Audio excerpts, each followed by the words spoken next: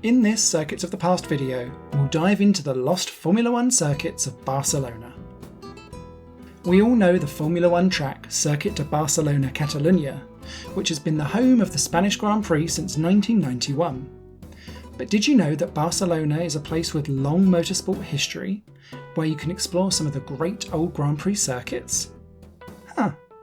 Grab your sombreros and let's get pedaling. We need to go right the way back to 1908, where races were first held in the region of Catalunya, at the Baix Penedes street circuit, which is about 70 kilometres from Barcelona. In the early 1920s, the first permanent motor racing venue in Spain was built, in the seaside resort of Sitges Terramar. That's about 40 kilometres away from Barcelona. The oval racetrack has a huge 66-degree banking, and it hosted the 1923 Spanish Grand Prix. Unfortunately, that track went into financial trouble, and as a result of unpaid bills, it was shunned by the International Racing Series. A case of too much banking on track, and not enough banking in the money department. After a short revival, it closed its doors when the Spanish Civil War broke out in 1936. When Herman, the founder of the Circuit of the Past website and YouTube channel, visited Sitges Terramar in 2008, it was an agricultural area. It took a lot of time and trouble to get permission to enter the old racetrack, and you can read about Herman's travels, triumphs and story on that over on the website. Today, there is an initiative to convert the site back into a motorsport resort and preserve the old high-banked racetrack. You can also check the website for the latest information about that too.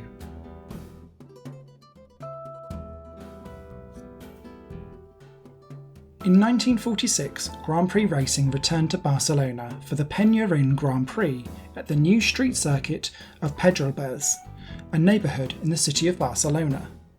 The Pedralbes circuit was a very fast triangular-shaped track that ran through the city with long straights and only a couple of corners. In 1950, the Penya Rhin Grand Prix was an inaugural race for the new Formula One Championship. For that edition, they expanded the layout of the Pedralbes circuit and changed the driving direction from anti-clockwise to clockwise.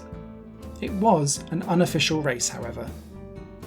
In 1951, the Spanish Grand Prix was also held at Pedralbes, but this time it counted for the Formula One World Championship, so therefore it was also the first official Formula One race in Spain. In 1954, the Spanish Grand Prix came back after an absence of 2 years. The 1955 Spanish Grand Prix should have also been held in Pedralbes too, but during the 24 hours of Le Mans that year, a huge accident took place that took the lives of more than 80 spectators. As a result of that, races all over the world were cancelled, and that included the Spanish Grand Prix. It also led to an increased requirement of safety standards for race circuits. This meant the end of the ultra-fast street circuit of Pedralbes. So after only being operational for just 10 years, it was never used again for motorsport. 14 years later, Formula One returned to Barcelona in 1969 with the Spanish Grand Prix on the excellent Montjuïc street circuit. The Montjuïc circuit was located on the Montjuïc Hill in the city of Barcelona and was one of the finest street circuits in motorsport history. It was beautiful and challenging, with huge elevation changes that meandered through scenic scenery, past both nature's and humans' finest architecture.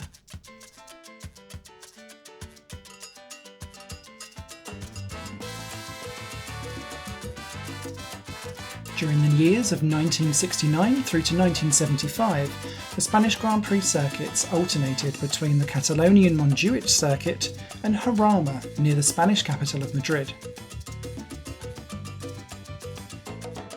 Unfortunately, the 1975 Spanish Grand Prix at the Montjuïc circuit was overshadowed by tragedy. It started during practice, when drivers expressed their doubts about the safety of the track, and a driver's strike was rife in the air. The organisers threatened to impound the cars to compensate for their financial losses should the race be cancelled, so the team bosses told their drivers not to strike. Emerson Fittipaldi drove his obligatory 3 laps during qualifying and then quickly left the circuit. He would not be starting on Sunday. After the race was started, a few small incidents occurred, but on lap 26, the rear wing of the leading car being driven by the German Rolf Stommelen broke off. The car crashed and flew over the safety barrier. 3 marshals and a reporter were killed. 3 laps later, the race was stopped and Jochen Mass was declared as the winner, but only half points were given for the race. Rolf Stommelen amazingly survived the accident at Montjuïc, but in 1983 he lost his life after a crash during a sports car race on the Riverside International Raceway in the USA. In a cruel twist of fate, the fatal crash was also caused by a broken rear wing. The 1975 tragedy was enough to end Formula One races at this beautiful but also clearly dangerous Montjuïc street circuit. Until 1986, 24-hour races for motorcycles actually were held still at Montjuïc, but by that time the circuit was deemed too dangerous for any kind of motorsport, and so it closed its doors for good. After 1975, the Spanish Grand Prix was settled at Jarama until 1981. After 5 years of absence from the Formula One calendar, it returned to Spain and settled at Jerez de la Frontera in Andalusia. But in 1991, the Spanish Grand Prix returned again to Barcelona, to the brand new Circuit de Catalunya, later renamed the Circuit de Barcelona Catalonia, in Montmeló, about 30 kilometres away from Barcelona. Since then, Formula One has been settled here for the Spanish Grand Prix since. So that's the story of all the lost Formula One circuits of Barcelona. Quite a few, eh? If you want to know more about the lost race circuits in this video, you can visit the website www.circuitsofthepast.com. There you can download a free ebook about 7 abandoned racetracks that you can visit legally.